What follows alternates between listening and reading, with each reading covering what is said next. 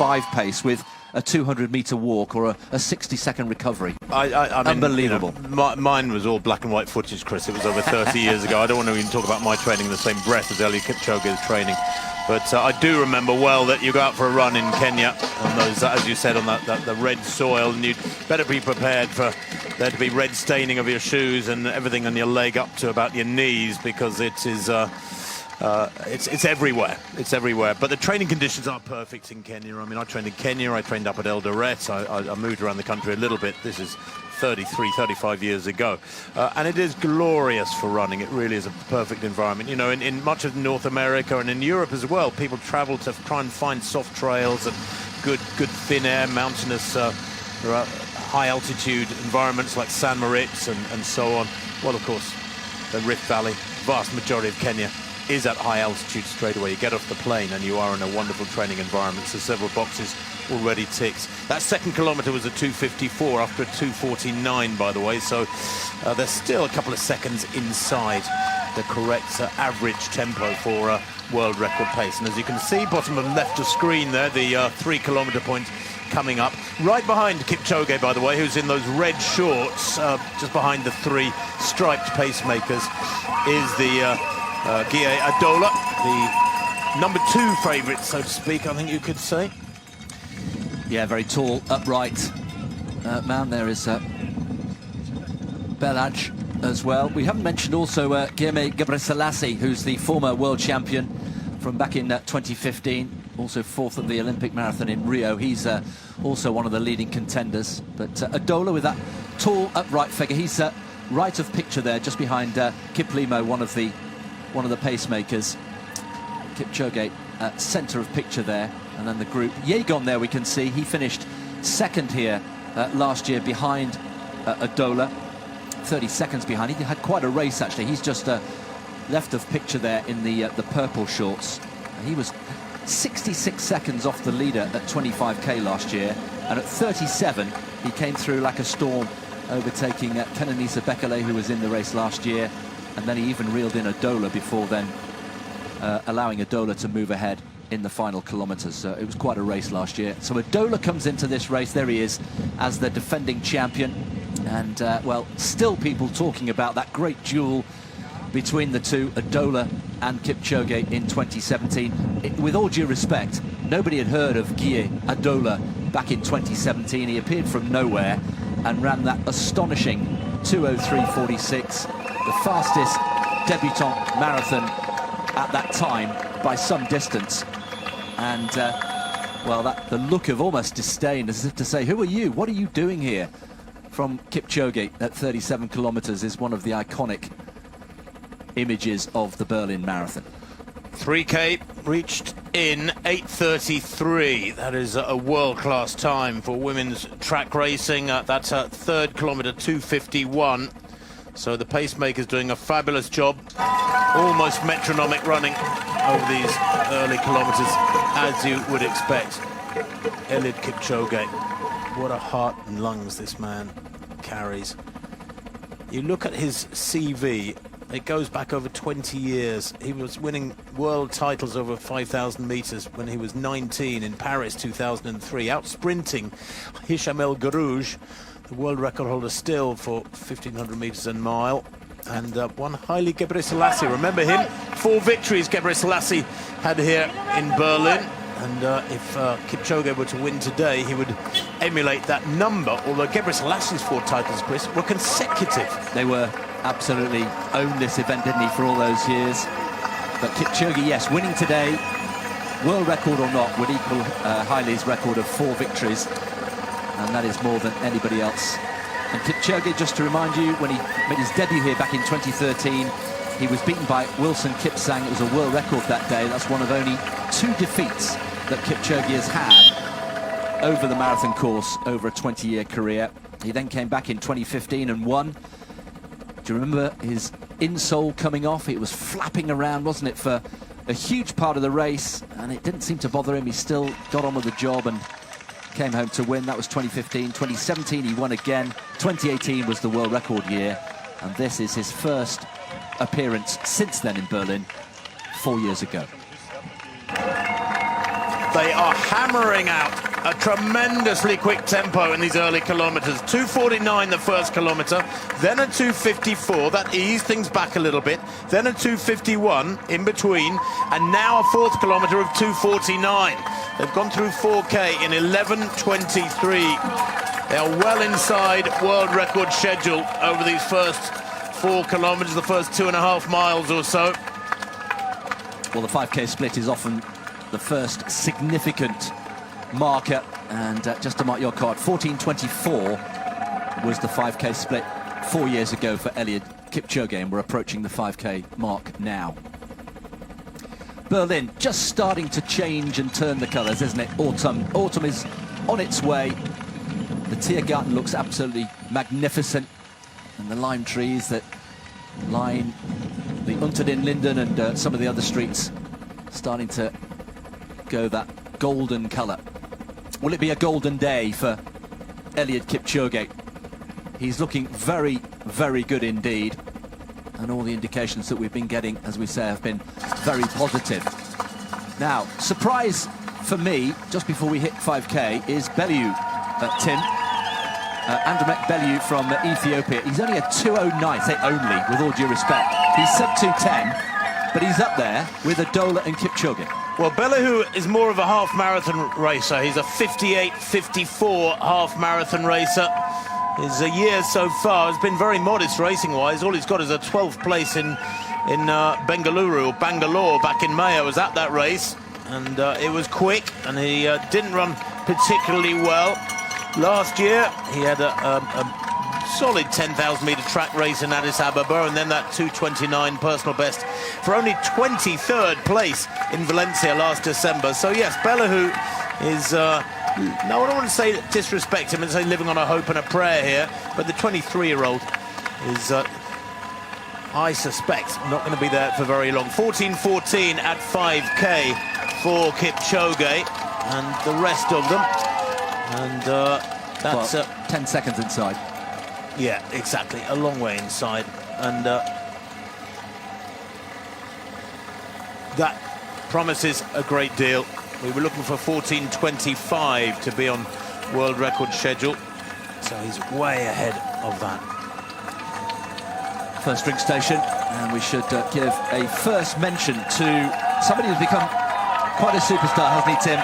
Klaus-Henning Schulke has become Eliud Kipchoge's personal bottle provider, and he met him at the airport. It was quite a nice moment. They recognised each other straight away, and he will be on his bike literally between the drink stations, and he will be personally handing Eliud Kipchoge his personalised drink. So Klaus-Henning Schulke, known as Bottle Klaus, has become quite a part of this Berlin Marathon.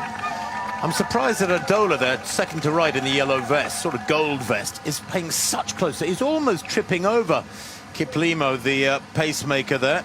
Philemon Kiplimo, who is himself a fabulous half-marathon racer. In fact, I got a sneaking feeling he will be the man to do the main job through the middle of the race and try and take them beyond halfway. He's run 58:11 for the half-marathon. Anything under 60 minutes, of course, is extreme world-class for the half-marathon. World half marathon record is now under 58 minutes, but Kiplimo, well, he's one of the fastest all time. In fact, the 8th fastest in history for the half marathon. Perfect pacemaker for that man, Eliud Kipchoge. Well, a good close-up there of just the concentration, and we've just got a chance to look at the technique of Eliud Kipchoge. Look at that, absolutely focused. Now, for the first time this year, delighted to say that we've got world record, a virtual world record line that will be introducing into the coverage at various intervals, and that is from our helicopter shot, so thank you, Klaus, for that. And at the moment you can see it's showing they are 13 seconds inside world record pace. You can see the leading pack near the top of your picture. You can see the black vehicle right at the top of your picture, and the world record line is about 80 meters behind them, so they are way on schedule. In fact, at 5K after that 2:51 fifth kilometer, their projected finishing time is 2 hours and 4 seconds. At the moment, Kipchoge is going way faster than his splits back in 2018, and they go through 6K now. We'll update you with that split as soon as it comes up, but Kipchoge has got to be happy with this. He will be communicating with them. And at 6K, 17:05, that 6th kilometre at 2:52.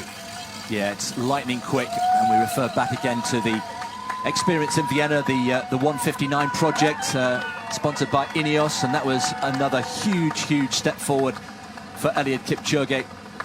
Not recognised, of course, for world record purposes, but simply asking the question, is it physically possible for somebody to run a marathon in under 2 hours? And on that day in Vienna, on a flat course, Eliud Kipchoge provided the answer. Yes, it is. And what does that do to his confidence? He's been there. He knows what it feels like. He knows how hard that was. Yes, he had lots of pacemakers. It was almost like a scientific experiment. This is very different. This is proper racing on a proper course and a proper race. But he knows what it feels like to have gone under 2 hours, and he can draw on that. There you can see the second wave to right of picture, waiting to get underway.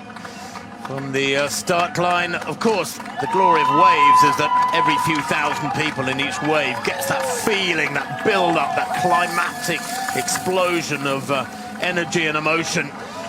They don't have to start way back, many thousands behind the one and only start. It's a much better way of giving more and more people that glorious feeling of their special moment. By the way, to break 2 hours, and there was so much talk about 2 hours being broken in a legitimate marathon, they would have to run 2:51 per kilometre, or to be exact, 2:50.6 per kilometre, and they are slightly outside of that at the moment. Chris, one thing I think is really significant about this is that Kipchoge has been here before. We all know he can run at this tempo. The funny thing is that Adola, they're tucked in behind him, and like Bellehu, who's there as well, they are in unknown territory. He is calling the shots here. They are taking a giant leap into the unknown. He's not. He's comfortable in at this tempo and in this environment. Yes, he is. And, well, I'm just surprised to see Bellehu. It would be interesting to see where he is in the second half of the race. As you mentioned, he's more known as a half marathon specialist, but he's still in there, tucking in alongside Adola. So they've gone over the Spree for the second time. They've just gone in front of the magnificent main railway station in Berlin, the Hauptbahnhof, and they're now making their way towards Friedrichshain. They'll cross the Spree for a second time. They go over twice in quick succession. So between 7 and 8 kilometres at the moment. Here they are going over the bridge once again. By the way, for those of you wondering about the women's race, we will get to those pictures as soon as we can, but I can tell you they went through 5K in 16:21. That's a projected finishing time of 2:17:55, which would be a course record. That women's course record, remember, 2:18:11 by Gladys Chirono back in 2018, the same year that Kipchoge broke the world record. So they went through 5K in 16:21, and they're basically knocking out around 3:15, 3:17 per kilometre. These three with the pacemakers, by the way, way in front. You can just see the chasing group, but already within 5 kilometres the race has been blown apart, and as always it's Eliud Kipchoge who is conducting proceedings. He is the master. This whole event this weekend has been built around him. As soon as the information came out of Iten that he was in great shape, then people started getting very excited indeed. And for some people, let's not get too carried away, but for some people it's not a question of if he breaks the world record today, his own world record, but by how much. Well, to the right of picture, you can see the leading women. There are pacemakers there who will take them round at around 2:18 tempo. That is the idea. Just trying to see Kira D'Amato at the moment. I can't see the American, who is on such a consistent streak of great racing over 10K and half marathon. There she is, extreme right of picture. She's back about, probably about 25, 30 places back behind this massive group. And this is almost problematic for these leading women, because they will be moving around 2:18, 2:19 tempo. A lot of very good national standard runners know that, so latch on to the women's leaders and their pacemakers. And that is well, it's not necessarily a great thing, because it means, as you can see, that our elite women are in a massive traffic. There's 30 people in shot in a very tightly bunched group negotiating these gentle turns. Shouldn't be a problem in theory, but that's a much, much bigger, more densely packed pack than I would like to see, Chris, after, over 20 minutes of running. D'Amato smart, I think, to be staying out of it, just hanging back behind it. Why? You can expend energy without being aware of it by avoiding elbows and knees and heels all around you, a little bit of touching other athletes. You're having to be aware of your little space, your little pocket of air around you, and that saps energy almost subliminally. Yeah, I agree. Very smart thinking by D'Amato, who was very relaxed in her press conference, asked if she felt pressure coming in as the leading runner, the fastest in the field. She said absolutely not. American record holder. She wants to try and beat her own record of 2:19.12. By the way, the person who held that for 16 years before then, Dina Castor, is also in the field today. So well done, Dina Castor. She's, hope she doesn't mind me saying, turns 50 early next year. And this will complete for Dina the complete set of world marathon majors. Berlin is the 6th and final marathon that she'd never done before. She was hoping to come in 2019, but got an ankle injury. So well done to Dina Castor. We'll hopefully see a picture of her later on. Let me update you with the splits in this men's race. They've gone through 8K. The 7-kilometre point reached in 1954. That, wait for it, was a 2:48, the fastest split of the race so far. 8K, 5 miles in effect, if you like it in pounds, shillings and pence. 22:46, that was a 2:53, slightly more sensible indeed. Spot on what they need for the world record. So they are, as you can see, around 8.5 kilometres. And already, is that Adola beginning to struggle, Chris, with staying with the 3 pacemakers and Kipchoge, and with Adamlak Belihu in the purple shorts there, just tucked in behind Kipchoge. Yeah, Adola, a curious marathon runner. As we mentioned, he had that brilliant burst onto the scene back in 2017. Then he had a number of years of illness and injury, something of an enigma, really. He was due to race here, Adola, back in 2019. He withdrew quite late with injury. It's only his 5th marathon. So when you think that Kipchoge has got all those marathons in his legs over almost 2 decades, there's the difference in class. And to think that Kipchoge is still doing this at the age of 37, he turns 38 in November. And he's already saying quite openly that he wants to retain his Olympic title in Paris in 2024. And I just wonder, Tim, without wanting to retire the great man at all, yeah, we have to accept he's in the twilight of his career. He's still at his very best. There's a limited number of marathons that he's got left in him. Paris 2024, nobody's saying that will be his last, but he's also said that he wants to run Boston and New York. Drink station coming up. We might see another sight of Klaus. Here we go. No, that's exactly right. Klaus Henning Schulke, the 56-year-old Berliner. Bottle Klaus. Never has so much fuss been made about a man giving a drink to another man. Indeed. But there it is. Bash gets it right. Celebration, punches the air on the bike, and on to the next marker. He's so enthusiastic. He absolutely loves it. Oh, steady, steady as you go. Oh dear, I love it, I love it. There's a part of the support act for Kipchoge, who I like to describe as being the point of a big, powerful, beautifully sharpened lance, and behind him the shaft of the lance, the spear, is a massive team of personnel. Massa, coach, physiologists, training partners, family, of course. He has family, he goes back to at weekends, spends the week at the Kaptagat training camp. It's almost like a 5 to 9 Monday to Friday job, except, of course, he does train at weekends as well. Yeah, his wife and 3 children. Grace, his wife, not here in Berlin this weekend. They'll be watching on television. Eliud was very keen to stress the importance of the team. Patrick Sandler's put this fabulous team together, as Tim was just mentioning, and they are all here. Now then, here we are. World record splits at the moment after 9 kilometres, 22 seconds inside. We should stress that these are based on average times, the average split per kilometre achieved in 2018. But that's the situation so far. and we are approaching 10 kilometres. And Chris, they've gone through 9K in 25:34, and they've hammered that 9th kilometre at 2:48 again. So the 7th kilometre at 2:48, the 9th kilometre at 2:48. Those are the two quickest so far. The 8th kilometre was at 2:53. But maybe one or two of those seconds can be accounted for by the twists and the turns, the minute undulations. This is a fabulously flat course. This is why it's the world record course. What stands out as a bit of an anomaly is that the women's course record is, in inverted commas, only 2:18.11, when the world record is over 4 minutes faster than that by Bridget Kosgei in Chicago 3 years ago.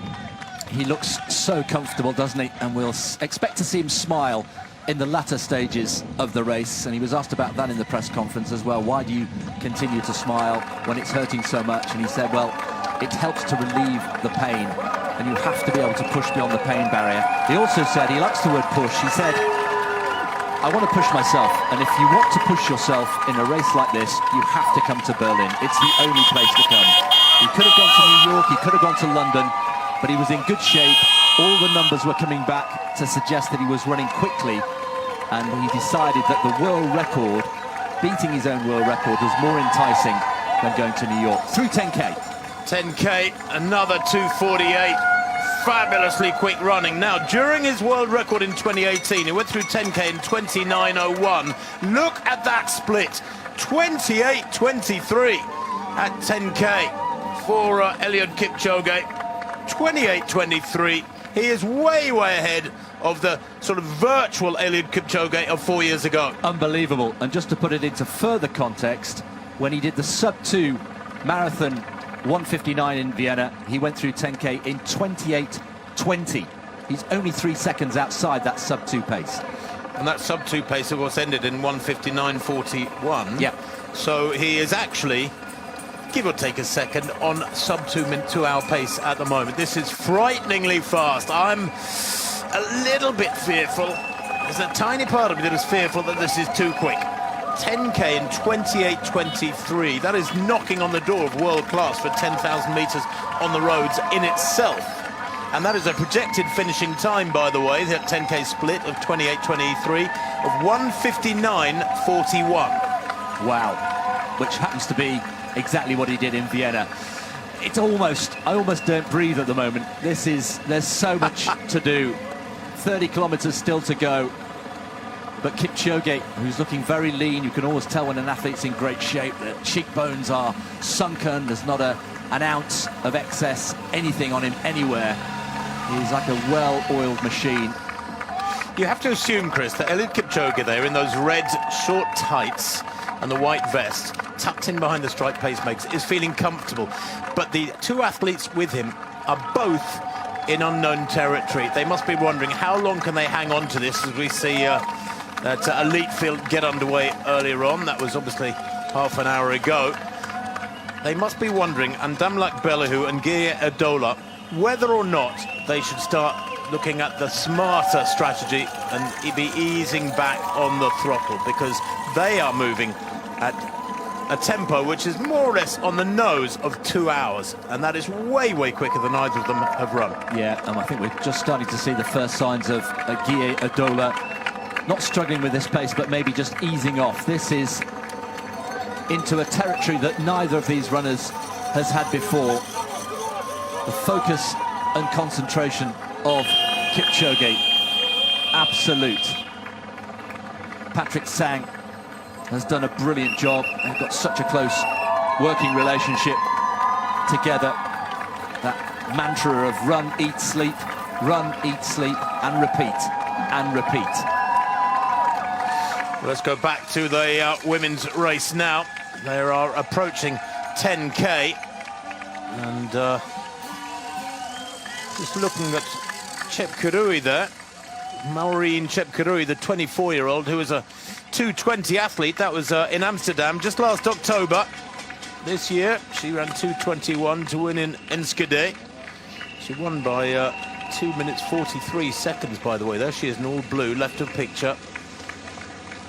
Looking for other athletes in there. Still no sign. Ukyo D'Amato was at the back of the group, or she was when we last saw them about 10 minutes ago. But Doesn't Maureen Chepkirui look comfortable?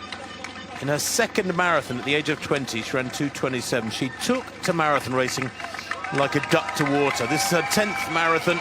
Plenty of experience built up already despite her tender years. She ran 3 marathons last year, did Vivian Chepkirui. And she's actually 28 years old, just double checking her age. Her 3rd marathon, this is. Easy to confuse her with Maureen Chepkirui. Also in this lineup, Vivian Chepkirui, best of 2:20.59 from that women's win in Vienna last year. And there we are, 10K, 32:36 for the leading women. Well inside course record. 32:44, Gladys Chirono back in 2018. So women through 10K, men on their way towards 15K. And at the moment, if you're just joining us, we could be seeing something very special indeed unfolding on the streets of Berlin today. World record is very much on. It's on. Well, they've gone through 11K in 31:10. That was at 2:49.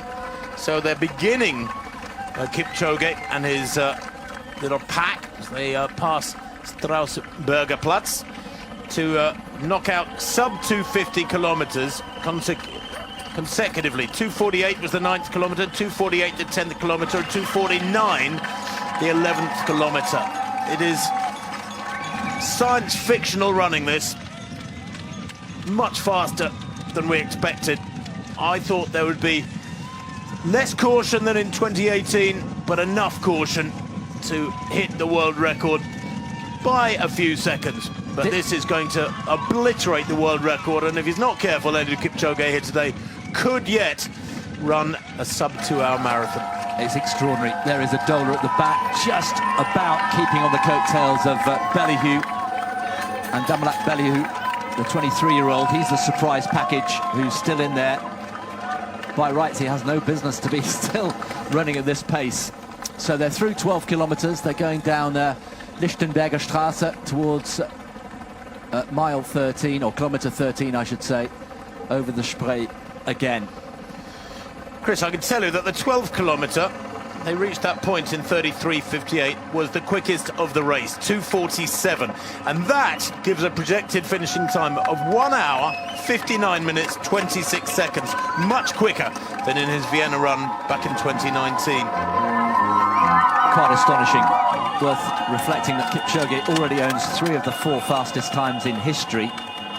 The 4th fastest was in Tokyo earlier this year. That's his only race so far this year. Averaged at 2:54 pace. There is a Dola just certainly starting to drop off the back. And that 2:02.40 was despite Kipchoge taking a wrong turn early in the race, which cost him, people reckon, around 10 seconds. A Dola, though, in pursuit. There's his personal best set here on debut, 2:03.46. Comes from a village called Adola in the Oromia region of Ethiopia. His features don't give anything away, do they? Although that sort of backward lean of his head always makes him look a little bit stretched, a little bit tired. And like Bellehu there, tucked in second place. He is a much quicker half marathon racer than Eliud Kipchoge, although Kipchoge, frankly, hasn't really delved into the world of half marathon running properly for many years. Indeed, that is a trend amongst the elite marathon runners, both men's and women's sides these days. Many of them don't really bother with a half marathon, the marathon runners. They focus on the main distance. They do what needs to be done in training and in tempo runs, hard tempo runs with training companions, but they don't interrupt their schedules, do all the long flights and traveling that is necessary to get to a half marathon venue.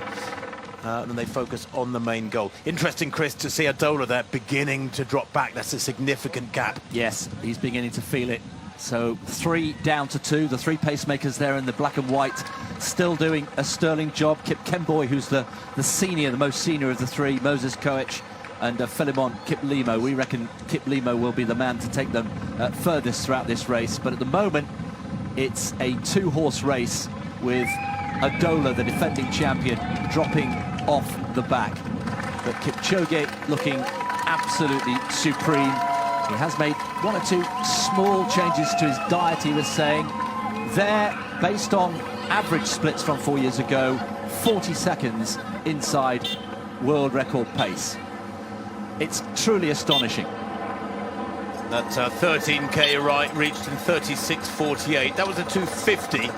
So the last 5 kilometers have gone 248, 248, 249, 247 and 250. Way inside, and he's still on a projected tempo of 1:59.26. By the way, in the women's race, 10k reached in 32.36. That was a 3:11 to get them to that point. And that gives them a projected winning time of 2:17.29. That is way inside the course record, of course, of 2:18.11. It's about some 40 seconds inside Gladys Troner's 4-year-old course record here in Berlin. One or two sharp turns coming up. They've got a right turn onto Heinrich Herner Straße, and then they'll be going down to the most southwesterly point of the course. So Kipchoge on his way, inside world record, possibly even inside 2 hours at the moment. Still a long way to go. Eliud in second place, and Adola just about hanging on to that leading group of two, and everybody else, frankly, way behind. Kipchoge doing a brilliant job. He's discarded the cap. Well, the women's field to the right of picture, still a big bunch. Thankfully, not quite as tightly compacted as I was fearing. Assefa is in there as well. Just looking at Tigist Assefa. She's only a 2:34 athlete, so what on earth is she doing in there in that pink vest? You can see Edisa too. She is right up there. That's Worknesh Edisa. She's a 2:20 athlete. She's one of the pre-race favourites. She wears that sort of yellowish vest just to the right of the group.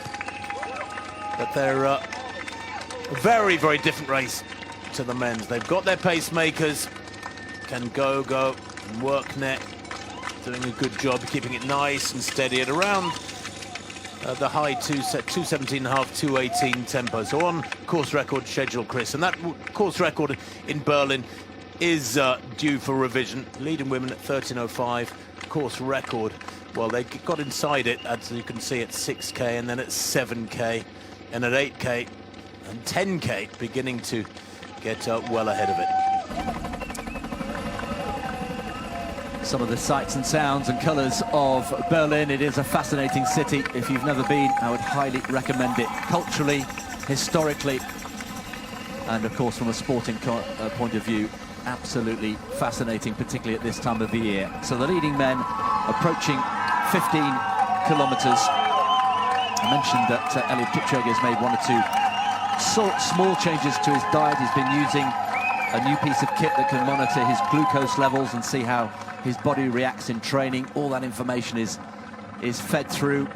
Many of you will be familiar with the expression marginal gains, and we're talking about tiny fractions of percent just to get an extra advantage and put all those individual marginal gains together, and that's what you end up with, somebody who is capable of pushing the barriers. And he said he wanted to push himself this weekend. He really wanted to find out where his limit was, and he's come into Berlin this weekend in fabulous shape, and that's what we're witnessing here. 14k, by the way, reached in 39.43. Now, interestingly, just a word of caution, that was a 2:55 split, the slowest of the race so far. Maybe these twists and turns between 14 and 15 kilometers explaining some of that. At 14k, that 39.43 gives them a projected finishing time of 1:59.42. I don't want there to be any disappointment in my voice. That is still way inside the world record, way inside the 2-hour barrier, of course. And there the bottle for Eliud, and Kipchoge gets his drink as well. Adola gets his, but that's a difficult sight for Adola. And Chris, what a really, really awkward situation for Adola. With 15k done, around 1/3 of the distance run, he's overstretched himself already. He's now having to face that. He's gone beyond the red line, and it's going to be a very, very tough middle third of the race for him. Yes, it is, and he could end up running a huge chunk of this marathon on his own. Look, there he is, just coming into picture bottom of your screen, and that is quite a gap already. That's what, 20-30 meters, and this could be very dispiriting for Guy Adola, who is a world-class marathon runner, make no mistake, but this is territory he's never been in before. 42.33 at 15k. In Vienna at 15k was 42.34, so he's a second quicker than in Vienna. And he is, wait for it, over a minute quicker than during his world record split in 2018. He's over a minute faster than he went through 15k, and that was a 43.38. He's just gone through in 42.33 at 15k. This is staggeringly fast. 2:49 for that 15th kilometre. After a 2:55 14th kilometre, he's back on sub 250 schedule per kilometre. Tempo, I should say. Well, this is truly astonishing. We were wondering whether we might see Eliud Kipchoge get inside the world record, and at the moment he is way, way inside that, and even inside sub 2 hour pace. Dare I say he's flying for that shot? I think the local bird life is staggered at what's going on here. They are at the extreme east of the course now, the southeastern corner of the giant course around the German capital. It's a clockwise course that sort of spirals in on itself at around 30 kilometers. And then they take a left-hand turn and finish up passing through the Brandenburg Gate, as Chris said, with just over 350 meters to go. That's a long way away, though.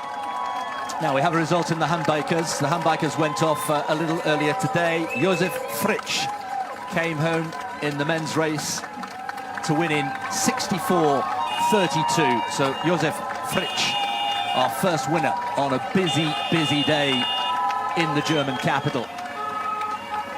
Wheelchair racers out on the course, women's handbikers as well, and of course the elite men's and women's races unfolding here.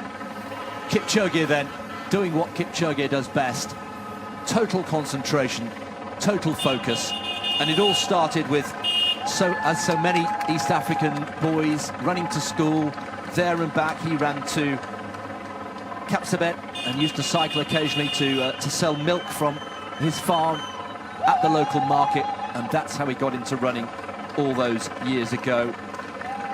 Often ran to school as well and back every day. It's a familiar story, but that's where it all started, and this is what you get when you discover that you have some talent. He certainly has an appetite for hard work, and he could be on his way to increasing and improving his own world record. Well, there is Eliud. He's 23 years old. He's only a youngster.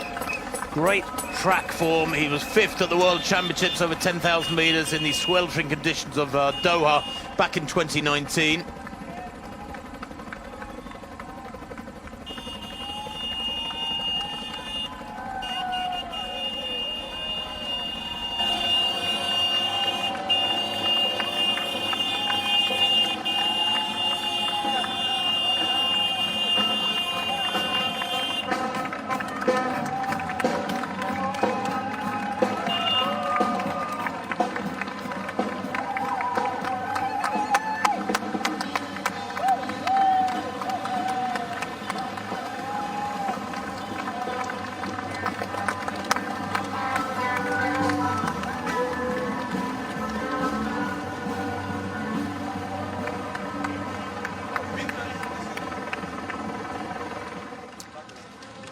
Guy Adola, well, it's not a sight any runner wants to see. The leading group disappearing and vanishing into the distance. That's a dispiriting sight. And Guy Dola, remind you, he's our defending champion here in Berlin. He won here last year. Well, what compounds the growth of that gap, Chris, is the fact that they've gone through 16K and 45.19. It was at 2:47, the equal fastest split of the race. The 12th kilometre was at 2:47, the 16th kilometre at 2:47. So Adola is seeing a group that is almost accelerating up ahead of him, moving away, even if he's maintaining a pretty strong tempo. The 16K time, 45.19. The 15K time, 42.33. That's a world-class time for 15K on its own. Well, we don't apologise actually for the superlatives, because it's barely credible what we're seeing here on the streets of Berlin today. So, to remind you, through 15 kilometres, and the women also going through 15. Yes, and Chepkirui making sure she gets her drink there very sensibly. Vivian Chepkirui moving to the front of the group. Absolutely critical. Keep taking those personal drinks, getting the liquid on board from early on. She's sharing it there with Kangogo, who looks like he's her personal pacemaker. She has a little glance around. She looks pretty comfortable, doesn't she? Nice and relaxed. Edessa there, left her picture in that sort of greenish yellow vest. Well, Edessa has no right to be up there moving at this sort of pace. They're on, she's a 2:20 athlete, but they're on sub 2:18 tempo at the moment. Indeed, they're almost sub 2:17 at 14K. They were 2:17.06, and trying to update that split exactly at 15K. There it is, 48.44 at 15K. Comfortably inside course record. Gladys Chirono went through 15K at 49.08. Just trying to see Kira D'Amato in this lead group, and I can't spot her at the moment. Now, she was right at the back of a big pack about 20 minutes ago. She's got a very distinctive dark red, almost raspberry red strip she's wearing, and it does stand out, but I can't see her there, and that shot doesn't really give us much idea of who might be towards the back of this huge pack. I mean, that's still about 30 strong. But D'Amato, well, she did accept a place in the US team for the World Championships back in July in Eugene at just 2 weeks' notice, when Molly Seidel, the Olympic bronze medalist from Tokyo last year, had pulled out with injury. And there's some people wondering whether or not a very solid run in Eugene, 8th place she ran there at 2:24, I think it was, whether that run is still in her legs and whether she's given herself enough time to recover. 2:23, in fact, she ran back on the 18th of July. Yeah, it's been quite the year, hasn't it, for Kira D'Amato. She's got a running shop back home in Virginia. So enthusiastic and so positive in her pre-race conference. Well, they are still moving along at around 3:14, 3:15 per kilometre in that women's race. The 14th kilometre was a 3:15, the 15th kilometre was a 3:14, and projected finishing time 2:17.03 at 15 kilometres. So they're going to, if they maintain anything like this, they're going to break the women's record, course record, by over a minute. And they've got plenty of good pacemaking. Now, the advantage, of course, that the women have in mixed races like this, women to the right of picture there, is that they will have those male pacemakers pretty much to the finishing straight. The whole distance they can have pacemakers. It's what Paula Radcliffe enjoyed in London, Chris, when she set her 2:15 world record back in, was it 2003? 2003 it was. 2:51 for the latest kilometre. They are round the Kirche am Südstern, getting towards the southeastern part of the course. They're through 18 kilometres. And, well, for the race itself, it's good to see that Eliud is still in there. He's doing phenomenally well. They're approaching halfway. We wonder whether he'll still be there or thereabouts in the second half of the race. But Tim, question for you, is this good for Kipchoge? Does he really care that Eliud is still there for company? I'm not sure if he even knows that Eliud is there. I haven't seen him look around yet. I don't think he does care, no, because he's got his pacemakers and he will be preparing himself, Eliud, as they are, what now, 2.5 kilometres or so from the halfway point. He'll be preparing himself for having to take on the role of leading this race, doing the work himself. At the moment he's tucked in there, and there's a slight physical benefit of being tucked in behind pacemakers like that, but it's more a psychological benefit that you get from just latching onto the coattails of somebody in front of you, being dragged along. And the burden is subtle of having to lead, but it nonetheless accumulates. So Kipchoge looking very comfortable, and I have to say, to his credit, Bella, who looks comfortable as well, tucked in there behind the double Olympic champion, the world record holder, the greatest marathon runner in history. And in many respects, Chris, if you look at his overall CV, you can make a good case for Kipchoge being the greatest runner in history. He's a world champion at 5,000. He's run a 350 mile. He's one of the fastest 5,000 and 10,000 metre runners ever. He has the world record marathon.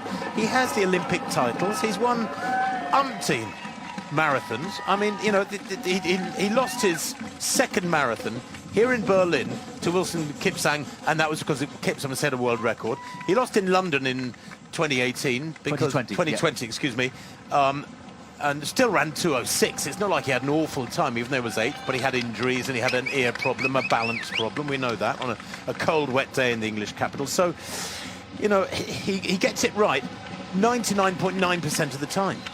It is a debate that gets everybody excited whether Kenenisa Bekele maybe is the more complete long-distance runner. It's a debate that will rage, but in the meantime, that is the gap now between the leading two, Kipchoge and Eliud, and the defending champion, Guy Odola, who is disappearing fast into the distance. But Kipchoge, with his game face on, just rock solid, total focus.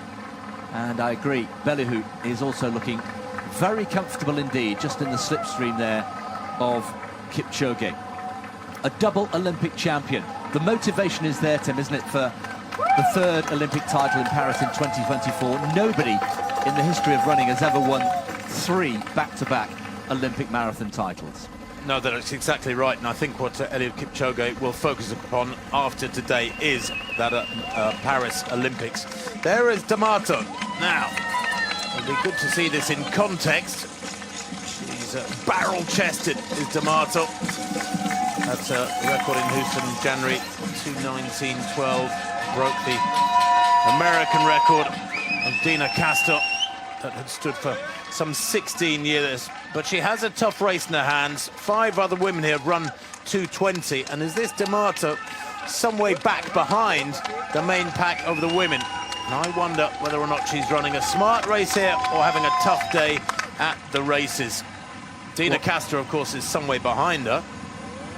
That is quite a gap, isn't it, Tim? The bike just speeding up to show us the gap between Keira D'Amato and the leading group, and that is several hundred metres. Well, it is several hundred metres, and I'm very surprised, I have to say. D'Amato's had a fabulous year of racing. She was 3rd in the New York 10K. She won the Boston 10K back in June. She won the US 20K title earlier on this month, on the 5th of September, when it was hot and humid. You know, she doesn't really make bad mistakes, or hasn't had a bad race this year. She won the Falmouth 7 miles back in late August. So every time she's put on her racing face this year, it's come out really well, D'Amato. Just wondering if today, unfortunately, the highest profile of those races is the one where things begin to go wrong. And the conditions when she set the US record, by the way, in January in Houston, were not ideal. It was pretty hot. It was quite windy too. And she had a bad patch in that race. When she ran her 2:19.12 in January, she had a bad patch between 20 and 30K, and then she rallied and finished strongly. I wonder if today is going to be a race of a similar complexion. Meanwhile, men approaching 20 kilometres, and the time we're looking out for, 57.56, was the split 4 years ago for the world record.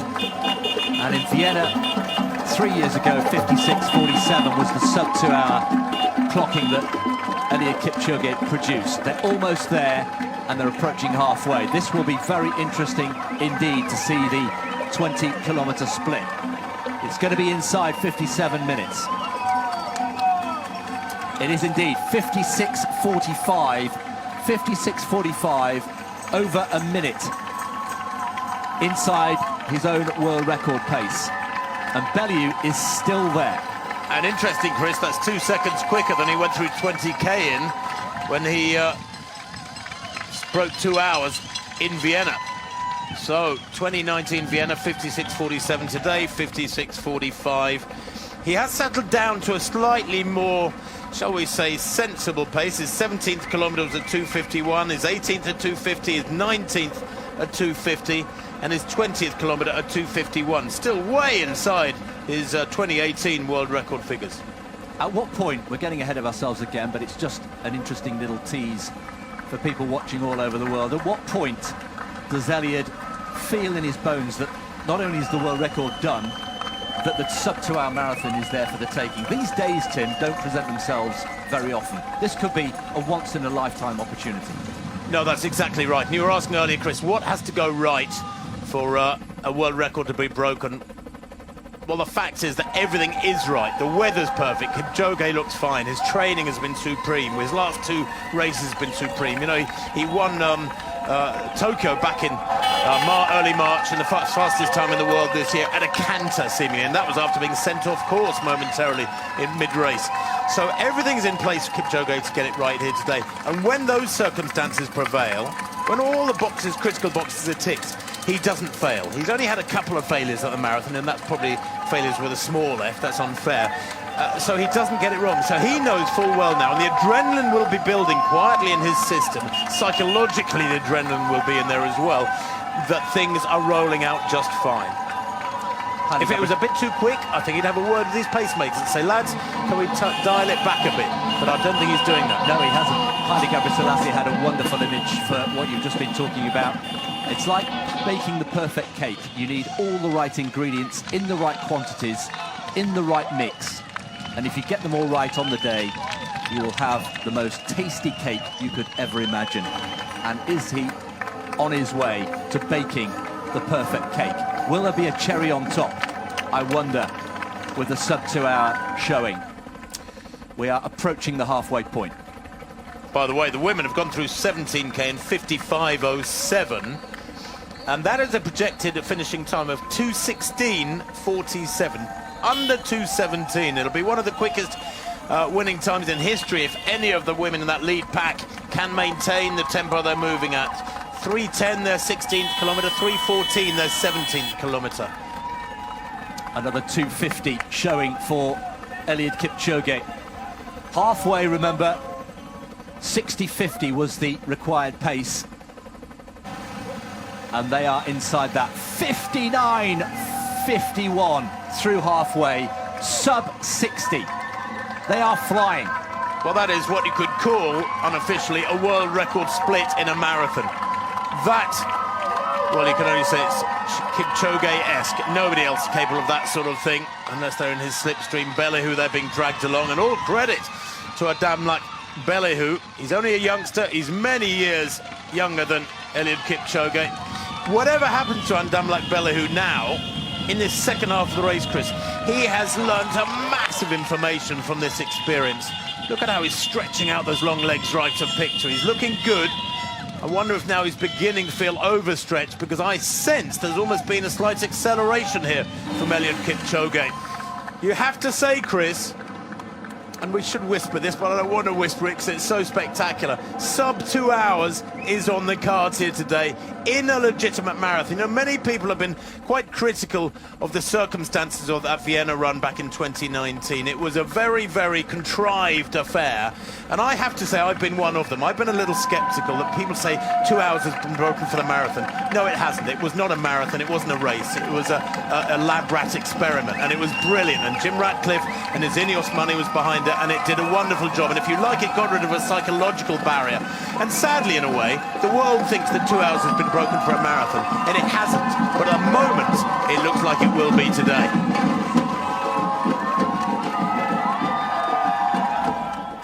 we could be on for something very, very special here in Berlin today. We've been lucky enough to enjoy so many wonderful Berlin marathons over the years, but this could be the best of all of them. This, Mark Milder, watching this as the race director, must be pinching himself. It is scarcely believable. We're into the second half of the race, and just to reiterate, they went through halfway in a scarcely believable 59.51, easily inside world record pace and on for the first ever sub-2 marathon. The handbake women are through, and the winner a few minutes ago, Katharina Müller, coming through in 1:20.59. Katrin Müller over the finish line, so we have our first two finishers of the day. But is this man going to provide the headlines? Chris, there are two astonishing acts here, two astonishing stories. One is the fact that Kipchoge has gone through the half marathon here in Berlin in under 60 minutes, 59.51. The other story is Undamlak Belihu. I cannot believe he's just cruising along there in the slipstream of Eliud Kipchoge, looking comfortable, well under the hour for the half marathon.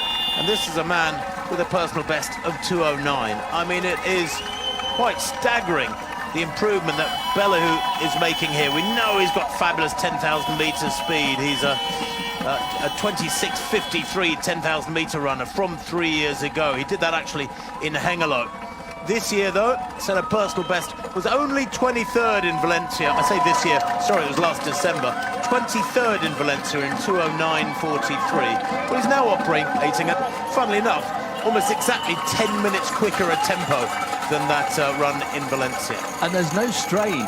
There's no strain at all on Belihu's face. He's looking very comfortable indeed. A very different demeanour to Kipchoge. We're used to the focus and the total commitment from Kipchoge, but Belihu is looking very nice as Kipchoge just moves slightly to the left. He's in the slipstream of the three pacemakers, Koech, Kemboy and Kiplimo. The three Ks are doing their job.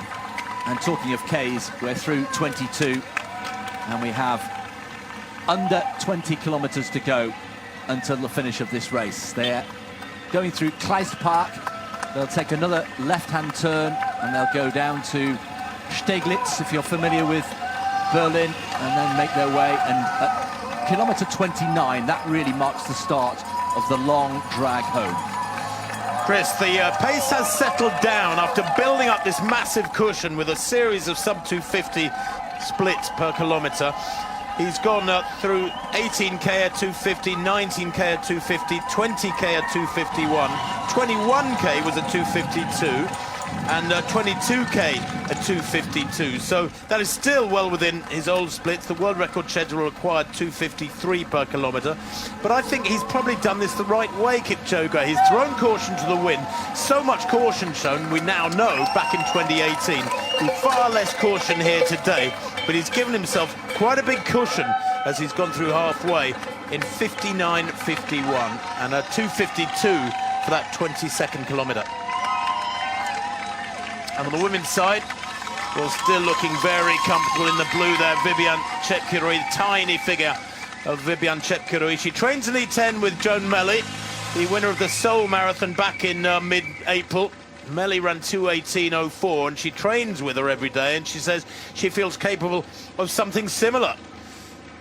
She is the athlete in the blue there, Chepkirui, who won Vienna last year. She won a Vienna again in April this year in a personal best of 2:20.59, and she was paced in both those races by her husband. There it is, leading women at 20k 64.43, world record 64.11. Forget the world record, I think that doesn't matter. That's not a factor today. The course record and something perhaps below 2:18 is very much the goal. So we could have stories in both the men's and the women's race today. Sadly, I suspect that if we've got a new world record in the men's race, even a sub-2, I'm afraid that will eclipse anything that these women do today. But it would be brilliant to get a new course record like this Chirono back in 2018. That was quite a year, wasn't it?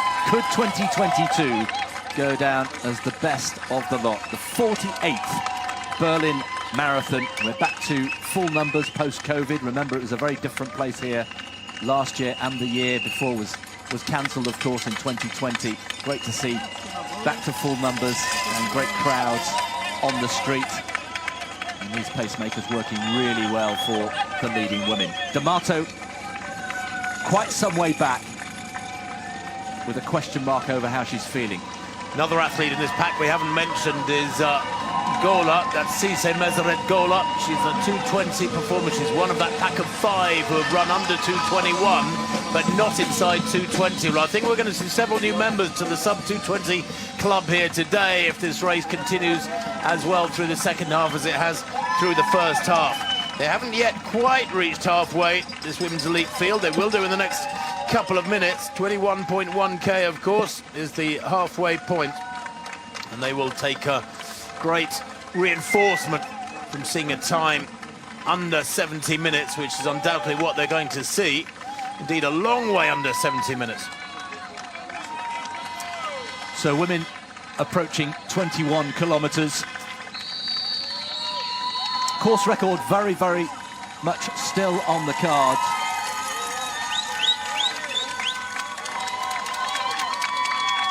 Well, F8 there. That is Tigist Abayachu. She's a 222 performer, so she too is entering new territory as they approach the halfway point. There it is, that inflatable arch. Live life to the fullest. This is the first of this winter's Abbott World Marathon Majors, and there it is, 68.13 at halfway. Well, they are knocking on the door of 2:16 territory.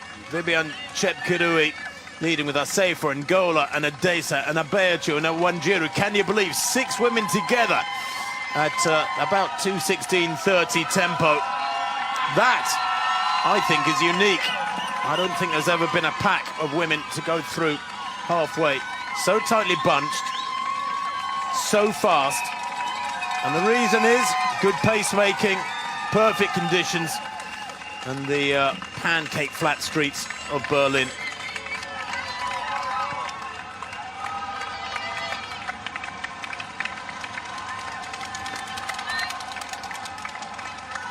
Just trying to see the debutantes, Wanjiru and Haftu, who, from whom so much was expected. Rosmi Wanjiru in particular. And I don't think she's up there in this leading group.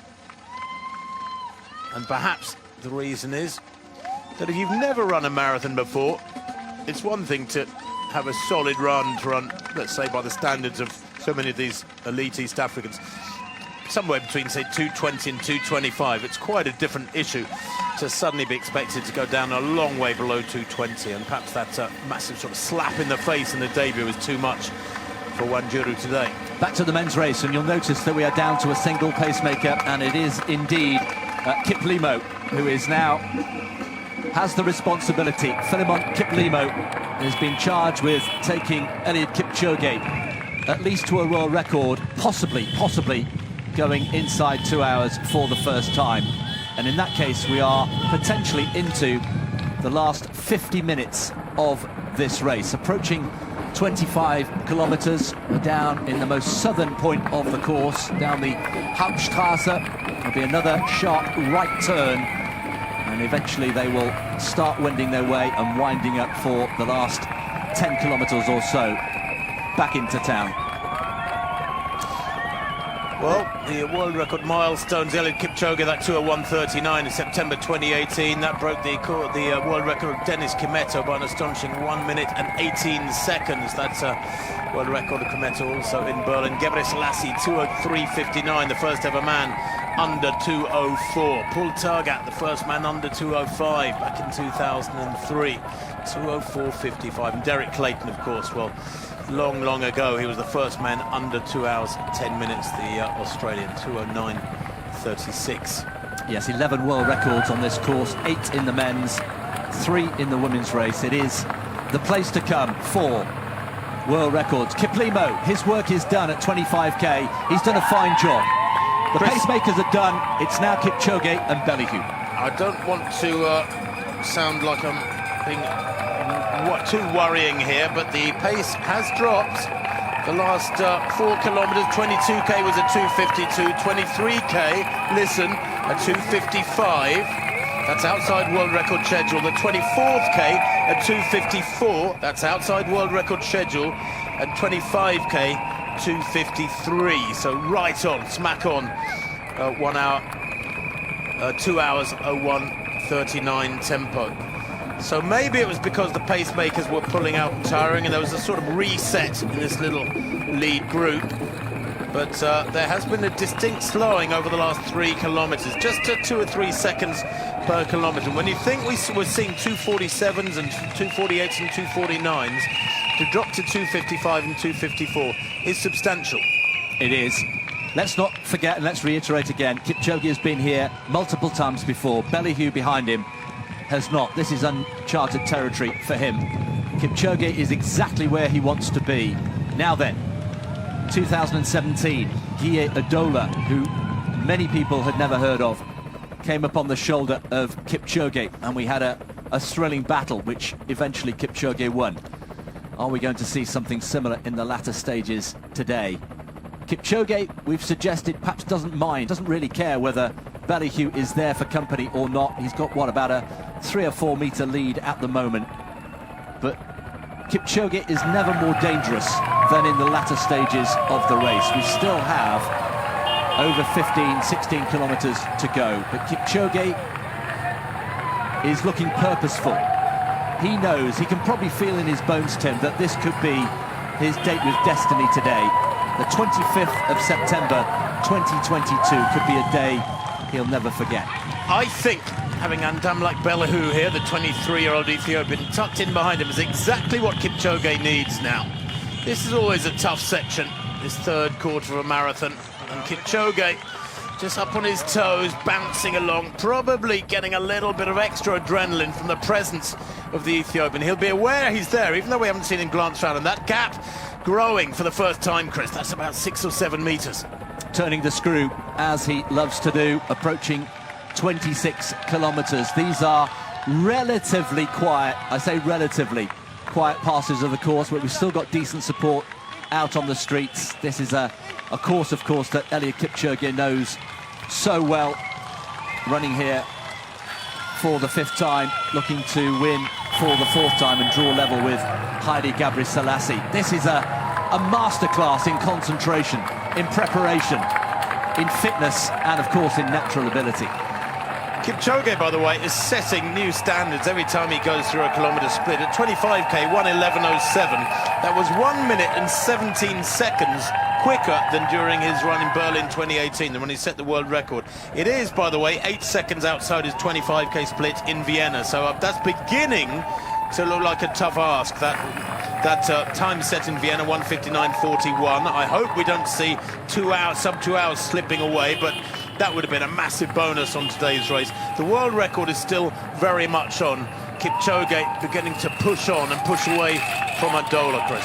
From Eliud, yeah, won 16 out of his 18. 16 out of his 18 marathon races. Just to reiterate, that does include the 2 non-official races in Vienna and also in Monza. You remember that in 2017, the sub 2 it was called.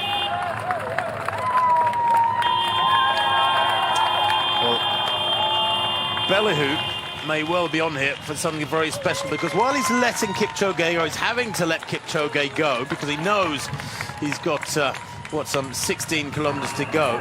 He's still running strongly. It's not like he's folded. He hasn't thrown in the towel, so to speak. Aside from letting Kipchoge go, he's still moving well. Is Eliud up on his toes, bouncing along? That's not as much of a bounce as Eliud Kipchoge, and many people would look at Kipchoge's biomechanics and say he's bouncing around so much. The top of his head, look at the top of his head, the way it's bouncing around. Now, in the ideal world, and of course some bounce is unavoidable, in the ideal world there's very, very little vertical movement of your centre of gravity. You keep it nice and fluid, and far be it from me to criticise the biomechanics of Eliud Kipchoge and the perfection of his stride. But maybe it's the footwear, maybe it's the shoes. He's bouncing along like he's only just come out of the blocks. He is. It looks effortless. We haven't seen him smile yet, which means he's probably not hurting just yet, but he will be hurting make no mistake.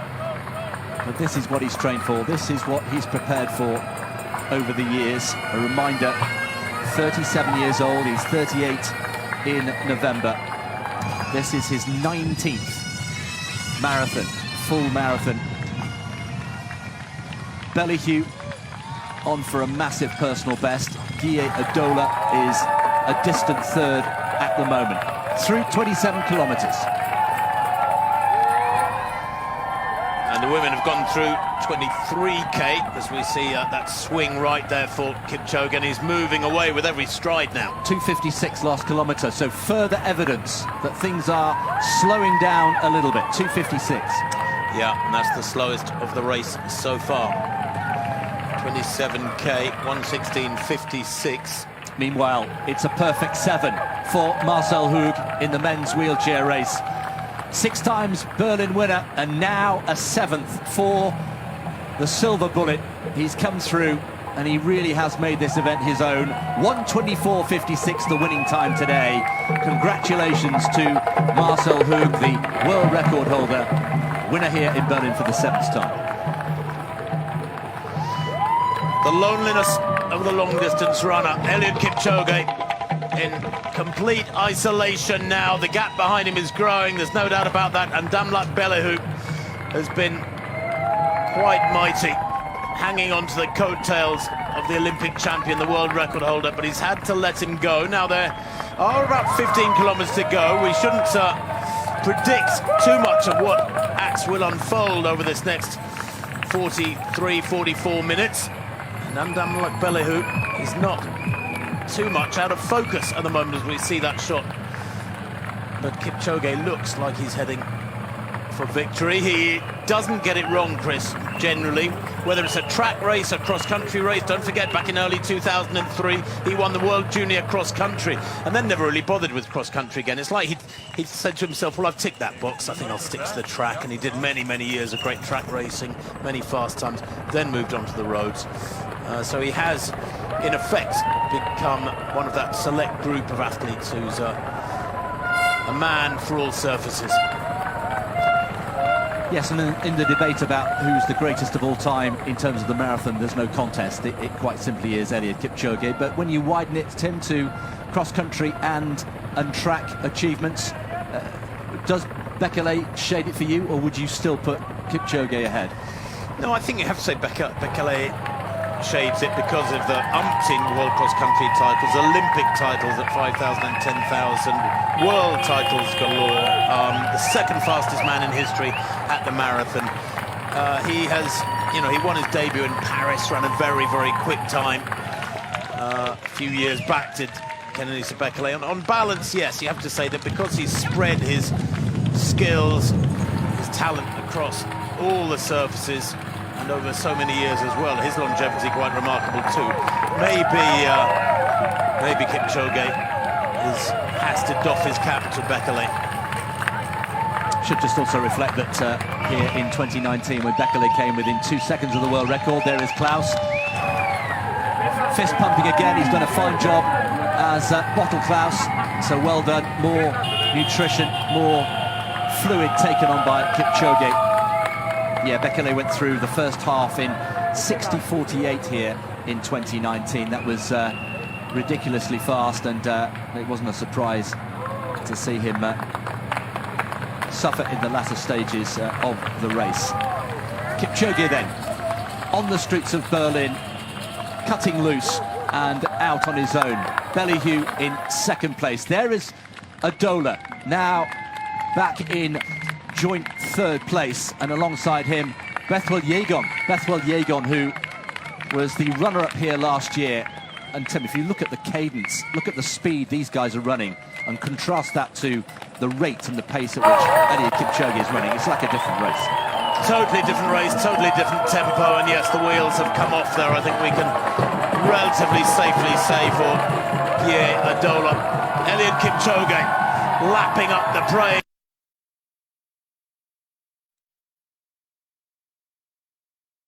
The size of the crowds along much of the course grow through the morning and are quite immense. fantastic running this from Ndamlak Bellew. This is perhaps the biggest shock of the day in many respects. A man who ran a personal best of 2:09 earlier on this year. Where did this come from, this performance from Bellew? Yes, he's got many kilometres to go yet, but he's holding together pretty well, Chris, whereas we've seen what the first half of the race, the tempo did to the defending champion Adola. It's destroyed him. It has indeed, yeah. It's a sad sight to see for Guy Adola. But, just signs now that Bellew is also starting to struggle. The shoulders are slumped. No such problem there for Eliud Kipchoge. Approaching 29 kilometres. And after the 29-kilometre mark, they will turn right. And that will take them on the start of the long drag home. They'll have 12 kilometres to go when they hit 30. The strain for me, Tim, just starting to appear on Bellew's face. No, I think you're dead right, and that's forgivable. But that gap is growing slowly, isn't it? I mean, I said a few minutes ago it's growing with every stride from Kipchoge. Well, let's say every half stride, because Ndamlak Bellew is probably about 60 metres down. That foreshortening effect is deceptive, maybe less. Kipchoge, I think at the moment, is just consolidating, Chris. Checking his splits, he's gone through 28k with a 2:59, and that came after a 2:57. Now, that's a little bit worrying, because that is a long way outside what was required. His 29th kilometre has just come up. It was a 2:53, so back on track. Yeah, consolidating, or is he struggling? Doesn't look to be, and we know how strong he can be in the latter part of the race. And there's the smile. There's the trademark smile, which appears when he's starting to hurt. He's working so hard, really hard. Well, his last 3 kilometres have been 2:57 through the 27th K, then a 2:59. That was a little bit worrying through 28k, and then 2:53 at 29k, exactly on schedule for his old world record. Now, 30k is approaching, as you can see. It'll be in a couple of minutes' time. But 30k during his world record is 1:26.45. But he was flying through the second half. And in many respects, it looks like the unfolding of this race today is sort of an inverted version of what he ran in 2018. A very cautious first half and then a lightning quick second half. Today, his first half has been simply science fictional. 59.51 through halfway. And this is a considerably slower series of splits that are unfolding through this third quarter of the race. So the leading men approaching 30 kilometres, and that is a psychologically important mark to reach in the race. Eliud Kipchoge out on his own. That 2:53 last kilometre, significant, because there had been building evidence that maybe, just maybe, the first half of the race was catching up with him. The crowd's building all the time. And Eliud Kipchoge, impossible is nothing, it says on his bib. And who better to demonstrate that than this man, one Eliud Kipchoge.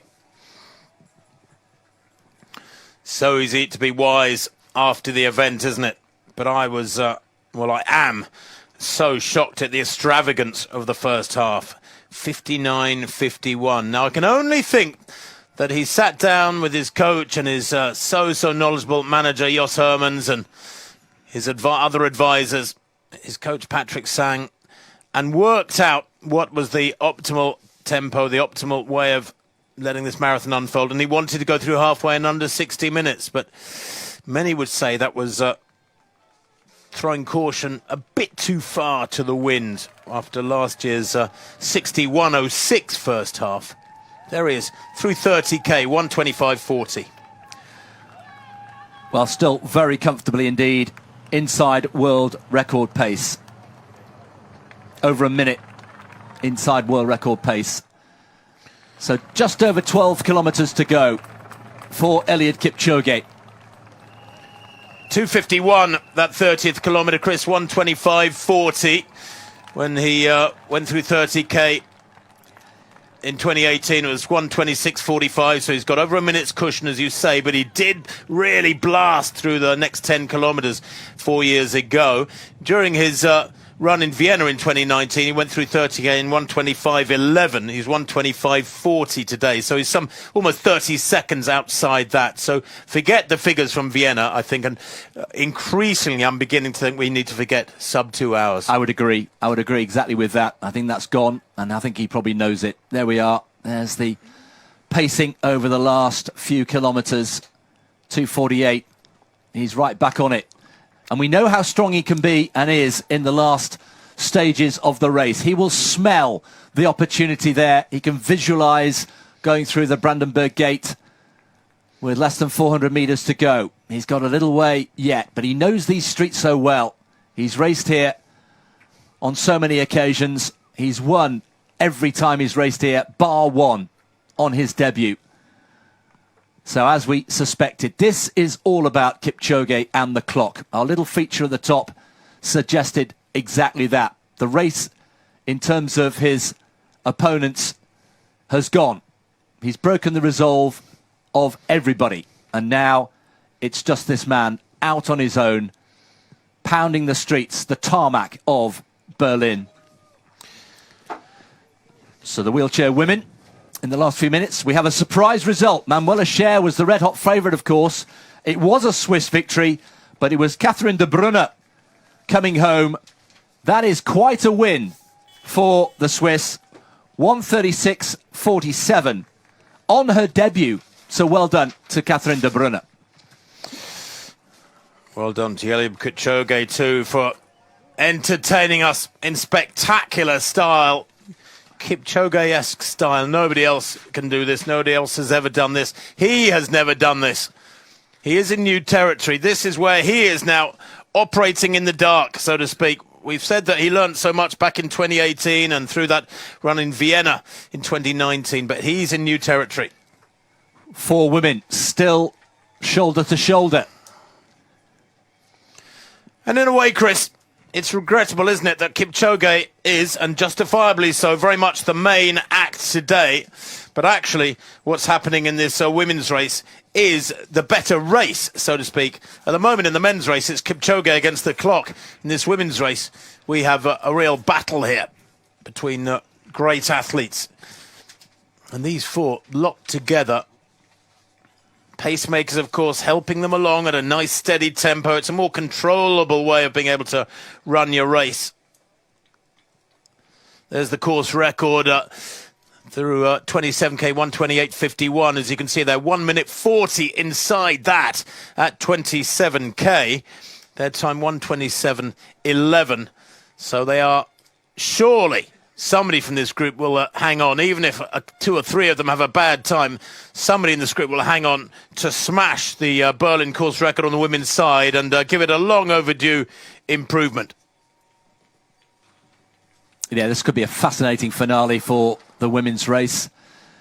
Should mention also that Keira D'Amato's main aim of the day was to try and lower her own US and area record, not necessarily win the race. Of course, she wanted to win the race ideally, but I think her main motivation was to come here and try and just take some more time out of that American record that she took from Dina Castor earlier this year. Dina Castor, just to reiterate, is in the field. She is in the race here today, 49-year-old, competing here in Berlin for the first time, completing her bucket list of all 6 world marathon majors. You're exactly right to point that out, Chris, because we've talked about D'Amato being the pre-race favourite, but I think there was almost like a dam due to burst with 5 athletes behind her in this women's lineup as they stood in the line an hour and a half ago, with so many athletes having run under 2:21 but not under 2:20. So there was huge hunger and desire amongst this group of Ethiopians and Kenyans, and it is unfolding to plan for them at the moment. There is the little figure of Gola, Cisse Meseret Gola. She's a 2:20.50 athlete, and she's on schedule to break her personal best by about 3 minutes here today. Now, that was interesting. I wonder if that was telling. Vivian Chepkirui there in blue, right of picture, who has looked like the dominant figure throughout the race so far. She's back now in 4th place, behind 3 women ahead of her, and she had a little glance over her shoulder. And that, to me, suggests she's a bit worried. She's focusing on who might be coming up behind her to catch her rather than sticking with these 3 and catching them.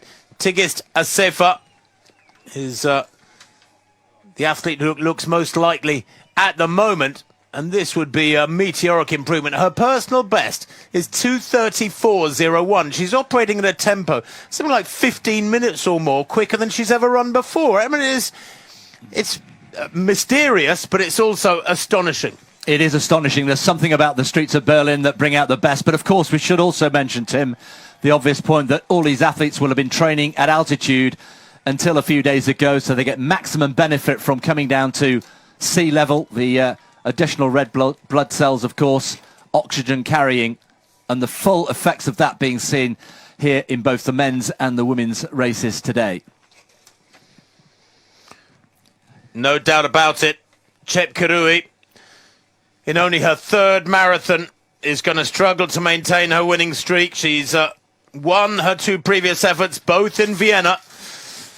Vienna in September last year, and then Vienna last April. Both of them victories. Her debut victory was a 2:24 performance, and then she improved to 2:20 by some 3.5 minutes in Vienna back in April.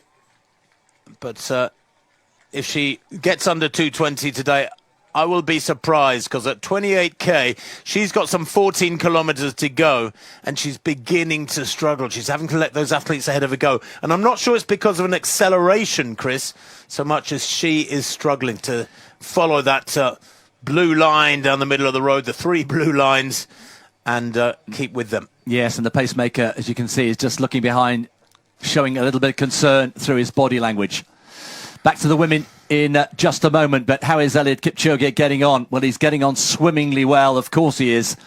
And he is, well, inside half an hour of running left in this race. It's Kipchoge against the clock, as we suspected it would be. He's heading towards kilometre 33. He's up, approaching Oliver Platz, and then he'll turn right onto the famous Kurfürstendamm, Kudamm, and then on towards Tauentzienstraße, Potsdamer Platz, and then very familiar landmarks in the centre of Berlin. There is Eliud, who's had a brilliant race today. He's definitely the second story of the men's race today. Keeping an eye on the latest split. He was in 250 odd territory, 256, 259, then he came back with a 253 and then a 248. Tim, this is going to be telling for the latest kilometre split at 33k. Well, that's right. There's quite a bit of seesawing in Eliud's running at the moment. You know, he's been going down 250, 253, and then you get the anomaly of a slower one. That 33rd kilometre at 253. The previous one is a 252, so he's bang on his old world record schedule per kilometre, but his 31st kilometre was a 258. Before that, it was a 251. His 28th was a 259. So there's some real inconsistencies, not quite the same rhythm and calmness about his running now as what we're being told by the splits. Yeah, according to the splits that we've got, 45 seconds is his buffer. That's his insurance policy. All of that hard work in the first half of the race. It's getting that balance right, though, isn't it? It's all very well having credit in the bank, but if that credit comes back to bite you in the second part of the race, then it's credit that's not really valuable when you most need it, which is in the last few kilometres. Well, he's got, what, 9 kilometres to go, almost exactly 9 kilometres to go. And, Chris, I sense that this next 12 to 15 minutes is absolutely critical. I think an athlete of Eliud Kipchoge's character, his psychological strength, once you're in the last 4 or 5k, he feels like he's in the finishing straight. He's a fabulous 5,000 metre run on the track from years gone by. He will feel like he's sort of on the final lap of a mile race. He can raise his game and give everything. But this next 5k, 4 or 5k, through to sort of 37, 38k, is critical. If he can hang together, keep those splits down there around 253, 254, and not much slower, then the world record, or the tempo he's on, will give him a big world record. I mean, unless he really folds, the world record is on. There's no doubt about that. It's a case of now whether he can hang together this next 10 or 12 minutes and break the world record by a solid margin. Well, solid is the word, because he said, even if I break the world record by a single second, that is a massive improvement for me. It's a big achievement. But you get the sense that he came here to Berlin this weekend wanting to take a massive chunk out of that world record. I think we can safely say that the sub-2 hour possibility has gone. It was on for the first half of the race. That has gone. It's now a question by how much Eliud Kipchoge will break the world record. He could still blow up, but he very rarely does. We've never seen it in a race in all his marathons that he's done in his career so far. There's always time for it to happen for the first time, but knowing what we know about Kipchoge, it's unlikely. Well, Chris, for those viewers who have joined us in the last few minutes, let me remind you that Eliud Kipchoge has gone through halfway today in 59.51 in the Berlin Marathon. That is 1 minute and 15 seconds quicker than 2018 when he broke the world record, his last appearance here in Berlin. And I think, having been overly cautious back in 2018, he may look back on today and go, with his team, we were a little bit under-cautious today. I'm trying to find the right word for it. Just a little bit too brave. Gung-ho, yeah. 59.51 at halfway, and now things are beginning to slow.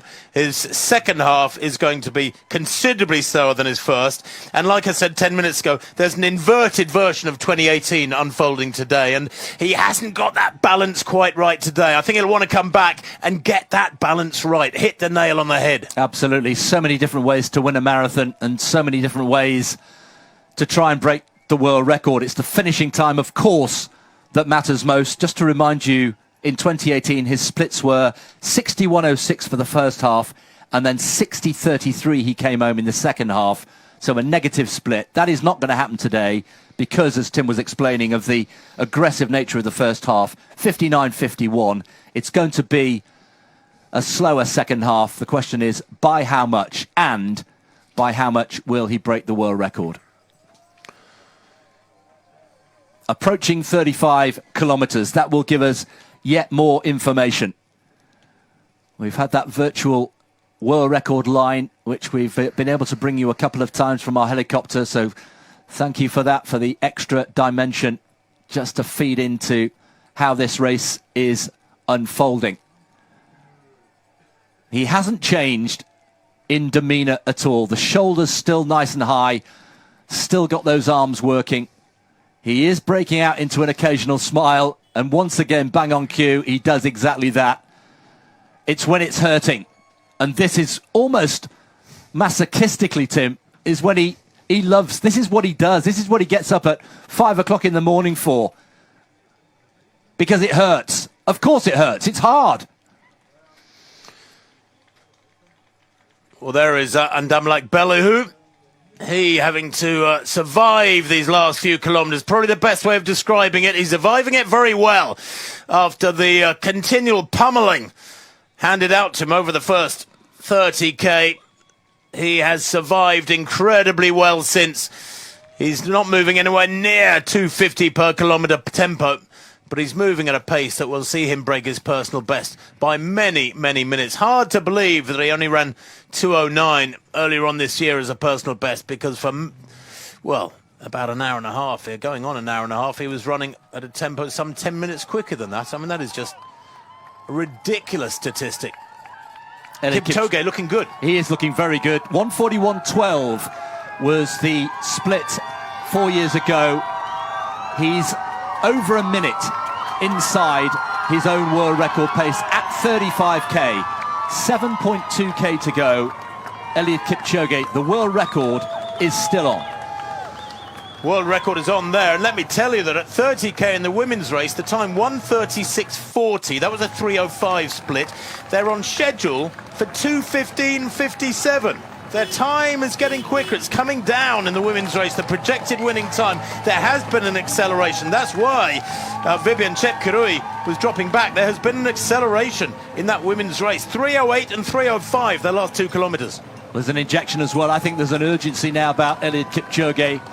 He can sense he's into the last 7 kilometres of this race. He's up on his toes. The cadence is good. The body language is excellent. He's just gone past the Memorial Church, the Kaiser Wilhelm Gedächtniskirche. Do you know, Chris, if I didn't know it better, I'd say you speak reasonable German. That's fantastic pronunciation. There it is, that iconic war-damaged church looming into view for Eliud, who is having the day of his life. And he'll be able to say, I was there with Eliud Kipchoge at halfway at 59.51. That's something to tell the grandchildren, regardless of where he ends up finishing this race today. Well, this astonishing performance from Kipchoge is pinging out around the planet. It'll be headlines tomorrow, and rightly so. People in Australia are watching. Many Kipchoge fans down in Australasia loving the way this race is unrolling and loving this women's race and the way it's becoming a real race as opposed to what is, quite frankly, a time trial in that men's contest. I say contest, the men's edition. It's Kipchoge against the clock. Here you can see the leading women are on 1:39.52 at 31k. The world record 1:39.29. They are not so far, because of the acceleration in the last 2 or 3 kilometres, outside breaking 2:15 and perhaps even world record schedule. The gap between them and the world record at 31k, remember, with 11k to go, a long way to go, 23 seconds. Couldn't be, could it? Couldn't be. 2 world records in one day? Don't be greedy. I know. All right, dial back. Goodness me, this could be a day to remember in Berlin 2022. 32 kilometres for the women. Eliud Kipchoge well on his way to a world record, and that is some impressive injection of pace there from Asefa, leading that duo. Well, Asefa is a surprise package here today. She looks so calm, so comfortable, and yet running at a tempo some 18 minutes or so quicker than she's ever run before. It is astonishing, with a capital A. There is Nollendorfplatz. The men making their way towards Potsdamer Straße. Another very significant landmark, Potsdamer Platz. And from there, it's just around 4 kilometres. The crowds, I can tell you, we are on the finish line here, just beyond the Brandenburg Gate, waiting for Eliud Kipchoge to arrive in the next, 15 or 16 minutes. And Eliud Kipchoge, no doubt about it, barring any major accident, is going to win this race, that's for sure. At the moment, he's going to do it in a new world record time.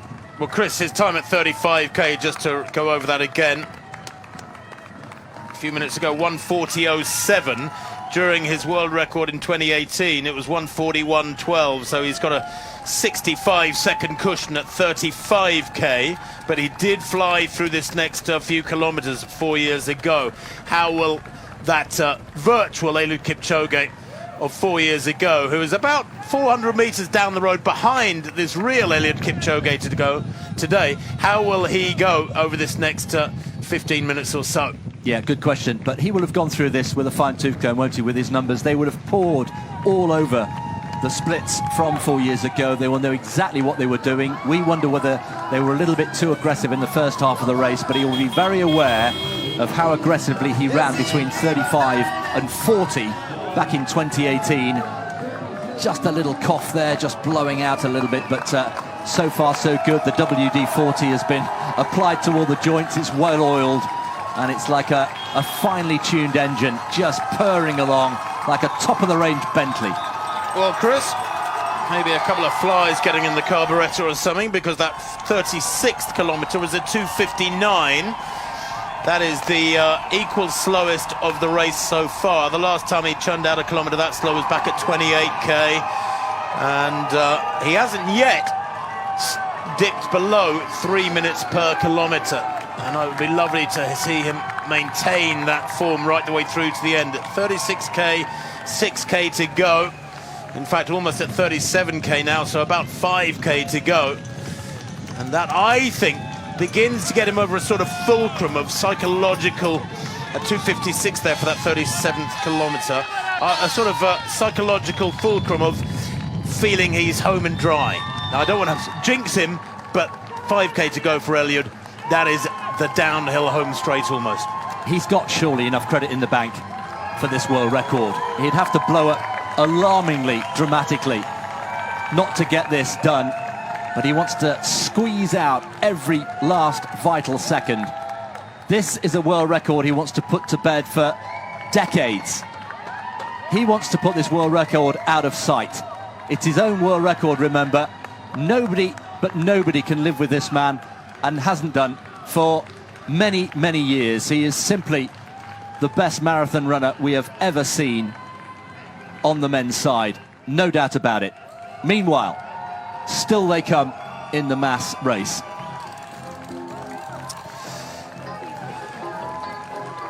Shades of Iceland's football team with that massive, yes, slow, rhythmic clap.